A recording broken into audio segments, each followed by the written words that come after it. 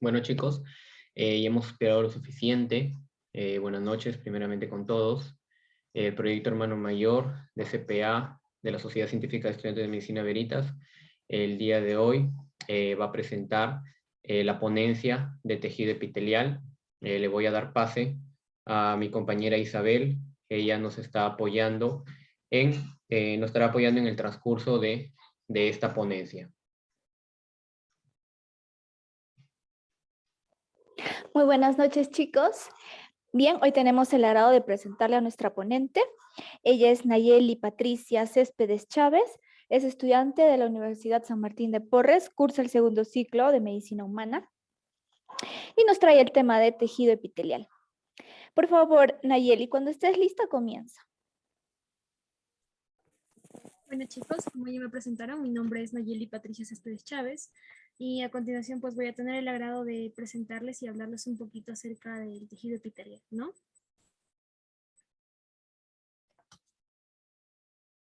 Bueno, vamos a empezar a hablar sobre los niveles biológicos para de ahí entrar al tema, ¿no? Y bueno, vamos a tener primero al nivel biológico celular. Como vemos es la unidad básica pues de todo ser vivo, ¿no? Y está formada por varios componentes que se encuentran coordinados entre sí. Luego, el conjunto de células le va a dar origen a un tejido y se va a llamar pues el tejido tisular, ¿no? Que es un grupo de células pues similares, ¿no? Que cumplen una función específica. Y esta organización de tejidos pues va a dar origen a un órgano, que es una estructura pues compuesta por un grupo de tejidos, ¿no? Que cumplen un papel determinado. Y ello le va a dar este pase pues a un sistema, ¿no? Que está formado por varios órganos. Y vamos a tener al individuo. Y obviamente también vamos a tener otros como es la población, comunidad y biosfera. Pero en esta oportunidad pues nos vamos a centrar en la parte tisular. Entonces, ¿qué es un tejido? Un tejido en el cuerpo pues es una de las partes más importantes o primordiales que puede haber en nuestro organismo, ¿no? La palabra tejido puede hacer referencia a un grupo de células similares entre sí. Y la unión de estos tejidos van a formar un órgano, como ya lo dije anteriormente, ¿no? Entonces, vamos a dar inicio a lo que es el tejido epitelial. El tejido epitelial va a estar formado pues por un conjunto de células que se superponen, como las vemos aquí, unas con otras, y van a estar formadas pues también en varias capas y van a dar origen a distintos órganos. Y su origen y distribución pues del epitelio viene a derivarse del ectodermo, del mesodermo y del endodermo. En el ectodermo vamos a tener pues al epidermis de la piel, al epitelio corneal, apéndices glandulares, entre otros, ¿no? Del mesodermo se va a derivar los epitelios del aparato reproductor, epitelios del riñón. Y del endodermo vamos a tener el tubo digestivo, las glándulas anexas, glándulas endocrinas y glándulas exocrinas. Entonces, todo tejido epitelial va a tener sus características, ¿no? Una de ellas es que no posee ninguna sustancia intercelular, por lo que las células se ven pues estrechamente apretaditas, ¿no? Como vemos a la imagen. Y acá pues va a presentar poca sustancia intercelular o nula. Otra de ellas es que posee uniones celulares. Entre célula y célula pues hay puntos especializados de contactos que se hacen llamar las uniones celulares, que van a contribuir pues con la adherencia y comunicación entre célula y célula. También vamos a tener que puede tener un espesor de una o más células, por lo que puede ser monoestratificado, pseudoestratificado. Y además pues puede tener diferentes formas, ¿no? Como puede ser plana, cilíndrica, cúbica. No contiene vasos capilares, pues este tejido es característico, o una de sus características principales, ¿no? Por no contener vasos capilares, por lo que la nutrición de este tejido se va a hacer a través de difusión y lo va a hacer el tejido conectivo, ¿no? Ya que el tejido conectivo es vascularizado. Otra de ellas es que se apoya en una membrana basal. Al apoyarse de una membrana basal, también va a separar de tejido epitelial y tejido conectivo. Y como dijimos también que se nutre por difusión, por ser avascularizado. También se renuevan constantemente. Un ejemplo claro pues, puede ser el tejido del intestinal, que se va a renovar entre 3 a 4 días. Y como última característica, pues, que presenta una fuerte adhesión. Entonces, también el tejido epitelial presenta funciones principales, ¿no? Una de ellas viene a ser la función de protección. El tejido epitelial, pues, forma una barrera selectiva que protege a todo órgano de agresiones mecánicas, químicas, podría ser un desgarro, una infección. Entonces, esta es la razón por la que el epitelio no tiene vasos sanguíneos, porque si lo tuviera, cualquier abrasión generaría pues sangrado por la presencia de vasos, ¿no? Si tuviera. También tenemos que tiene la función de absorción. La función de absorción se ejemplifica mejor con los epitelios superficiales con microvellosidades apicales que aumentan pues significativamente su superficie de absorción. Un ejemplo claro pues sería el epitelio del intestino delgado, que más adelante pues ya vamos a estar hablando de él. También tenemos la función de secreción. Entonces muchas células epiteliales pueden secretar macromoléculas. El mejor ejemplo sería el epitelio glandular, ¿no? En el epitelio glandular, va a haber muchos tipos. Y pues bueno, vamos a hablar más adelante sobre también glándulas endocrinas, exocrinas, ¿no? También vamos a tener la función de difusión, que por ejemplo en el epitelio pulmonar realiza el intercambio gaseoso.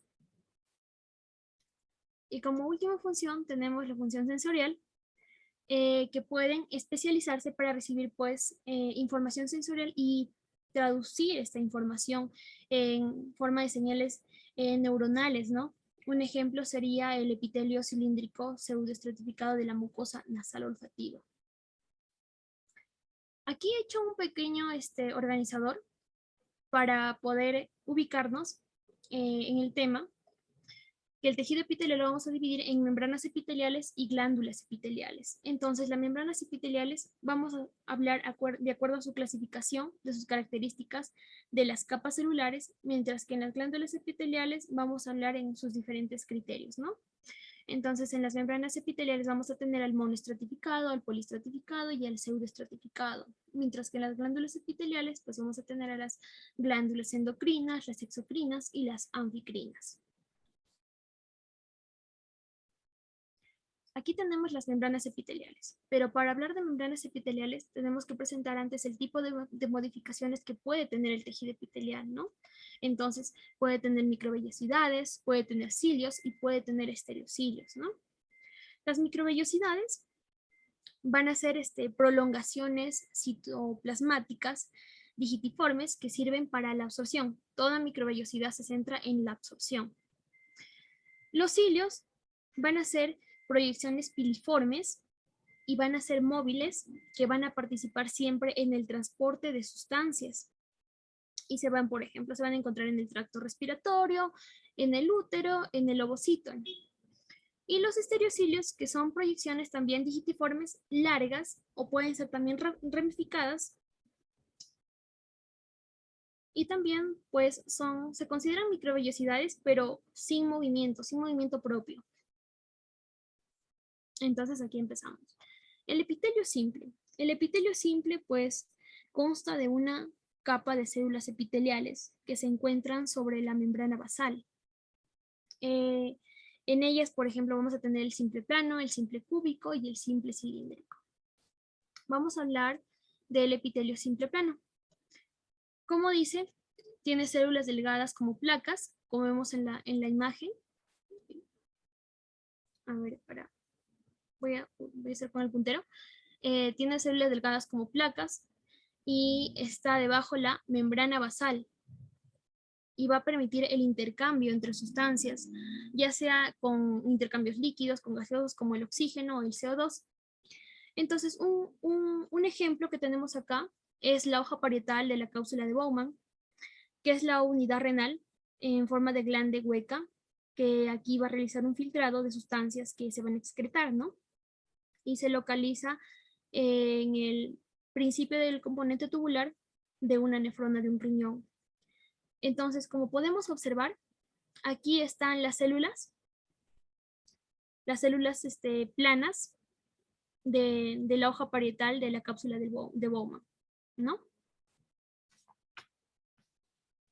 Listo. Entonces tenemos también el epitelio simple cúbico. El epitelio simple cúbico se va a basar en que tiene una sola capa de células, pero que tienen forma de cubo. Y sus núcleos pues tienden a estar en el centro. Y este epitelio pues va a tener funciones secretoras, absorbentes, excretoras, debido a que tiene un citoplasma pues rico en orgánulos. Entonces también tenemos división en no modificado y modificado. Entonces, en el no modificado, acá vamos a tener la superficie del ovario. Como vemos aquí son células cúbicas y también podemos apreciar una membrana basal. Además, la superficie del ovario, este tejido va a tener como función de cubierta. Y también en el epitelio modificado del epitelio simple cúbico, también tenemos los folículos tiroideos, que aquí van a presentar unas microvellosidades que viene a ser el borde más fino, que es el borde más fino o más claro que el citoplasma, que se hace notar acá, ¿no? Y hace presencia de microvellosidades.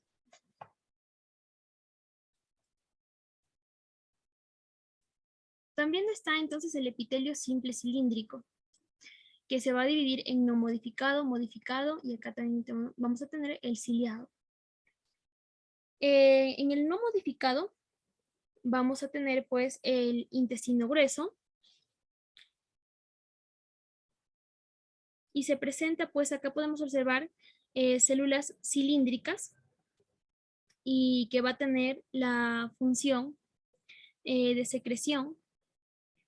En el modificado vamos a tener, por ejemplo, acá la vesícula biliar, al intestino delgado.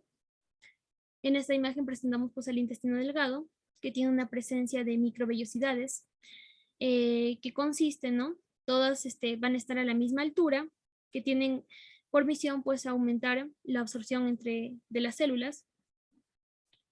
Y bueno, el conjunto de microvellosidades que va a tener en el intestino delgado se le va a denominar el ribatencepillo, ¿no? Como vemos acá en la imagen pequeña. Y también tenemos el ciliado, que hemos puesto acá una imagen de trompas de falopio.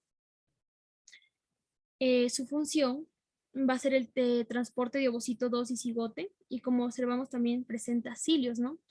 Que va a ser, como dijimos, transporte.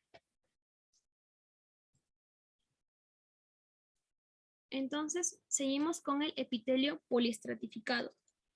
Va a constar de 2 a más capas celulares, como vemos en la imagen. Según la forma de cada capa, masa apical de células, se clasifica también en plano o escamoso, ¿no? Cúbico y cilíndrico. Y también, además, se presenta o con especialización, ¿no? El epitelio de transición o polimorfo. Entonces tenemos al epitelio poliestratificado plano. El epitelio poliestratificado plano se va a dividir en no queratinizado y queratinizado. Entonces, en no queratinizado vamos a tener ya sea la boca, la lengua y en este caso el esófago, ¿no? Que su primera capa que vemos es tipo escamoso y plano, y este epitelio va a proporcionar pues protección al esófago. Mientras que el queratinizado vemos que es el tejido de la piel, la epidermis, y presenta pues modificaciones, en esta ocasión la queratinización, que es una proteína estructural que impermeabiliza la piel y la va a proteger. Y también va a proteger a sus capas más internas, ya sea de alguna lesión o o de alguna infección bacteriana, ¿no? Entonces acá podemos observar la queratina, estas pequeñas rayitas.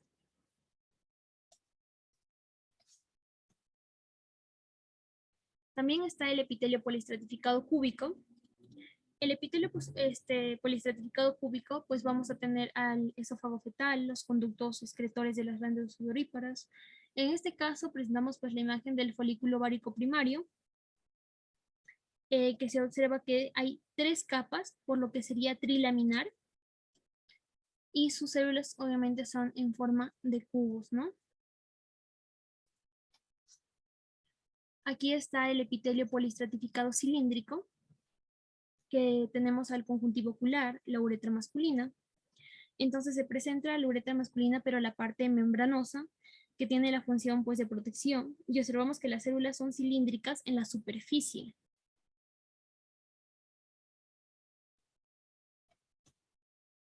También está el epitelio de transición o polimorfo.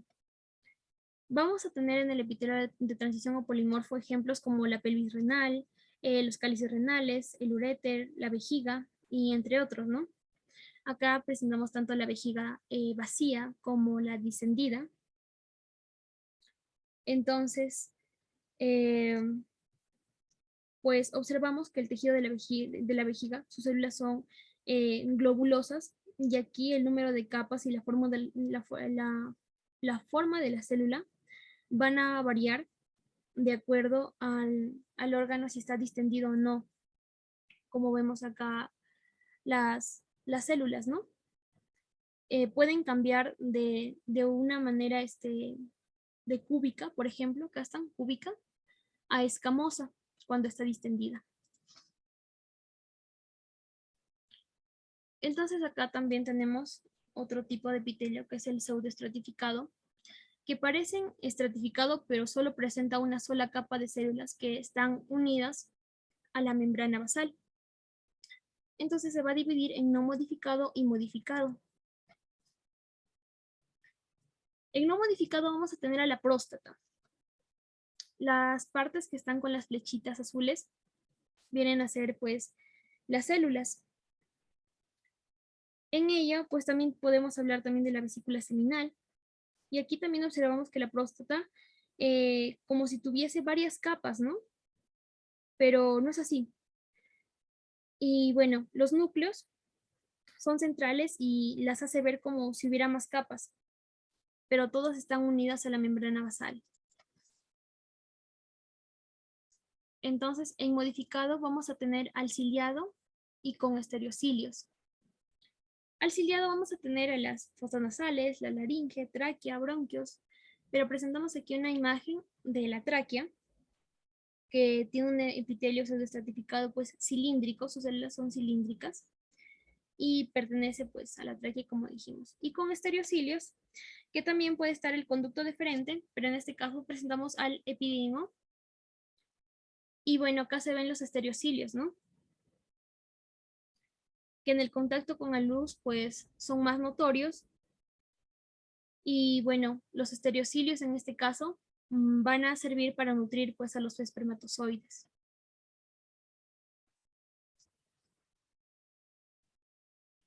Aquí tenemos cómo nombrar a un tejido epitelial para que se haga más fácil, ¿no? Vamos a decir la palabra epitelial o epitelio. Entonces vamos a dividirla si es simple, estratificado o pseudoestratificado. Más si es plano, cúbico o cilíndrico. Y si tiene alguna modificación, si es queratinizado o no queratinizado, si tiene microvellosidades, cilios o estereocilios. Y además podemos incluir, pues, si presenta alguna glándula, ¿no? Entonces, vamos a dar nombre a este tipo de tejido. Nos damos cuenta, pues, que presenta, que es un epitelio, pues, pseudoestratificado, como vemos, es engañoso, ¿no? Parece que tuviera más capas, pero solo es uno, por lo tanto es pseudoestratificado. Viene a ser cilíndrico y pues dice que presenta cilios. Entonces, sería este pseudoestratificado, cilíndrico, ciliado, y además presenta células caliciformes. Por lo tanto, sería un tejido del aparato respiratorio, ¿no? También tenemos aquí la otra división que viene a ser las glándulas epiteliales. Entonces, vamos a decir que son organizaciones, ¿no? Así como las membranas epiteliales que se van a encargar de la secreción. Y aquí una glándula va a ser capaz de elaborar y secretar diversas secreciones por productos pues que son elaborados por células glandulares. Entonces, vamos a dividirla en las glándulas exocrinas, que son aquellas que poseen pues dos porciones, una parte secretora y la otra excretora. La parte secretora también se le va a denominar como adenómero y van a liberar pues productos de un sistema de conductos que se abren a una superficie externa o interna y se van a clasificar, como dijimos, en diversos criterios, ¿no? En el número de células, forma de porción secretora, forma de conducto excretor, forma en la que se produce la secreción, tipo de secreción. Entonces aquí tenemos por el número de células, ¿no? Puede ser unicelulares o pluricelulares.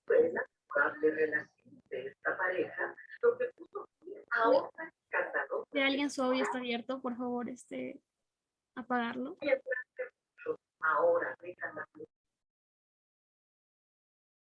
Bueno, vamos a continuar. Bueno, tenemos aquí por sus tipos, por su número de células, tenemos las unicelulares, que aquí tenemos las células caliciformes, también podría ser el árbol respiratorio. Van a presentar una sola célula secretora, como las vemos aquí, las células caliciformes, y también pluricelulares, que son formadas por varias células, como las glándulas sebáceas, que van a estar compuestas por, van a estar compuestas, ¿no? Las pluricelulares por varios tipos de glándulas, ¿no? Entonces, la glándula sebácea se podría decir que va a generar grasa para mantener lubricada la piel y va a prevenir resecamientos, ¿no? En el tejido. Entonces, por su forma de porción secretora, vamos a tener a la tubular, alveolar y túbulo alveolar.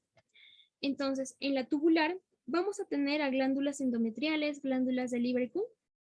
En este caso, ¿no? La porción secretora tiene la función tubular, como lo observamos, y renuevan el revestimiento pues del intestino y elaboran moco, este tipo de glándulas de Lieberkühn. En las glándulas alveolares, perdón, en la porción secretoria alveolar tenemos la glándula sebácea. Van a tener la forma de matraz, y aquí pues observamos, ¿no? La glándula de sebácea nuevamente, que va a generar grasa. Y la túbulo alveolar, que tenemos aquí la glándula de la próstata. Como observamos, tiene la función de producir este líquido que nutre y transforma pues al esperma, más conocido como el líquido seminal. Otra de sus divisiones también sería por la forma de conducto excretor. En simples, pues no es ramificado. Aquí tenemos a las glándulas de Lieberkühn y compuestas que presentan pues ramificaciones como a las glándulas de la próstata, ¿no? Entonces tenemos la forma en la que se produce la secreción. Tenemos las glándulas salivales, que vendrían a ser las merocrinas. Pues aquí vemos que no sufren ninguna pérdida de citoplasma cuando elaboran el producto, mientras que en las apocrinas pues pierden la porción de citoplasma cuando ya va a formar parte incluso de la secreción. Vamos a tener acá las glándulas mamarias. Y las holocrinas, que vienen a ser las glándulas sebáceas, que sus células mueren y se desprenden, como las vemos aquí, para construir pues la secreción glandular. Aquí tenemos el tipo de secreción. Puede ser serosa, mucosa y mixta. Entonces, en serosa vamos a tener, por ejemplo, las glándulas parótidas y lagrimales. En este caso también tenemos las glándulas de páncreas. Como vemos aquí, es clara y acuosa. Tienen un núcleo redondeado, como vemos acá en la imagen también. Y bueno, en la mucosa también vamos a poder observar, va a presentar una secreción viscosa, mucina, que se va a llamar moco, ¿no? Va a tener el núcleo aplastado contra la base de la célula. Aquí presentamos pues la glándula de glándula esofágica. Aquí podemos ver los núcleos que están presionados contra la base, ¿no? Y también la mixta, que va a presentar pues tanto secreción como serosa y mucosa. Vamos a tener las glándulas submaxilares y sublinguales. En este caso la glándula submandibular. Acá está que presenta pues acinos mucosos, acinos mixtos. Y bueno, pasamos a la siguiente, que serían las glándulas endocrinas. Las glándulas endocrinas carecen de conducto secretor. El producto no sale pues de ninguna cavidad y elabora la porción secretora, elabora un producto denominado pues hormona, no más conocido, que será pues vertido después a los capilares sanguíneos. Entonces acá vamos a tener una división que es la cordonal y la vesicular o foliar. En la cordonal vamos a tener que son tipo cordones paralelos y van a ser paralelos a los capilares sanguíneos, como lo podemos observar. Van a estar los islotes de Langerhans en el páncreas endocrino. Mientras que en vesicular o folicular, como vemos acá está la glándula de la tiroides. Aquí está formado pues por una sola capa que va a delimitar al espacio lleno de la sustancia.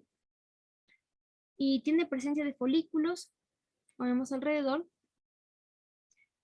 y estaría compuesto por un epitelio simple cúbico, ¿no?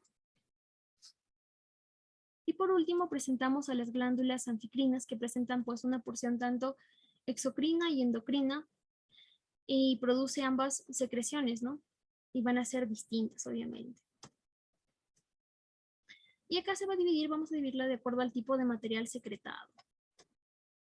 Entonces, el tipo de material secretado vamos a tener en el páncreas, ¿no? El jugo pancreático, si es el producto exocrino, y si es el producto endocrino, el glucagón, la insulina, la somatostatina. Si es el producto exocrino en el hígado, pues va a ser la bilis, mientras en el endocrino, la somatotumidina C. En los testículos, pues va a ser el exocrino, los espermatozoides, mientras que en el producto endocrino va a ser la testosterona, la inhibina. Y bueno, aquí terminamos. Y bueno, somos estudiantes de medicina y decimos no entregues tu corazón, no entregues tu miocardio, ¿no? A quien solo quiere epitelio plano estratificado queratinizado. Y bueno, chicos, espero que les haya agradado mi ponencia y la doy por concluida. Muy bien. Agradecer, ¿no?, por esta ponencia la cual Nayeli ha llevado a cabo. A mi parecer, y creo que al de muchos, ha estado muy buena, muy explicativa. Has colocado imágenes que nos ayudan a todos a entender lo que podría ser lo complicado que para muchos se les haría este curso, ¿no?, que sería ya histología, ¿no? Pero con ayuda de imágenes esto se puede hacer realmente interesante. Bien, también por lo último que habías colocado en tu diapositiva, ¿no? Le entregues tu miocardio a quien quiere tu epitelio. Y bueno, ¿alguien más de los presentes tenga alguna pregunta, alguna duda, algo no les ha quedado claro? Por favor, activen su audio o pueden escribir en el chat para que nuestra ponente nos aclare esa duda, pues, ¿no? ¿Alguno de los presentes, por favor?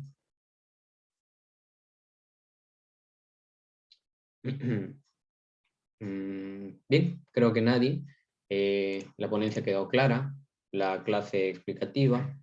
Y bueno, como lo dije en un principio, no se retiren porque va a haber un quiz. Este va a consistir en lo que vendría a ser 10 preguntas, las cuales las estará explicando mejor Isabel, a quien le voy a dar el pase ahora mismo. Gracias, Fabricio. Bien, chicos, atentos al chat, por favor. Les voy a pasar el enlace para el quiz. Recuerden que solo tienen 10 minutos para rellenar, para responder las preguntas. Ingresen, por favor, con un solo nombre y con ambos apellidos. Recuerden que aquella persona que ingrese con un sobrenombre no va a ser contado. Y también tienen que tener el 80% de aciertos para que se hagan acreedores de su certificado. Por favor, todos entren. Sí, tal cual lo mencionó Isabel, por favor, sean muy minuciosos. Bueno, nosotros vamos a ser muy minuciosos en ese sentido, que aprueben mayor al 80% y que coloquen sus apellidos y sus nombres, debido a que de eso va a depender su certificado. Aquel que haya pasado el 80% y no encontremos el nombre coincidente, lamentablemente no le daremos los certificados debido a que debemos de tener alguna evidencia de ello. Les invito a que ingresen ya al quiz. Y bueno, nuestra ponente estará aquí a algunos minutos para que le resuelva algunas dudas al finalizar.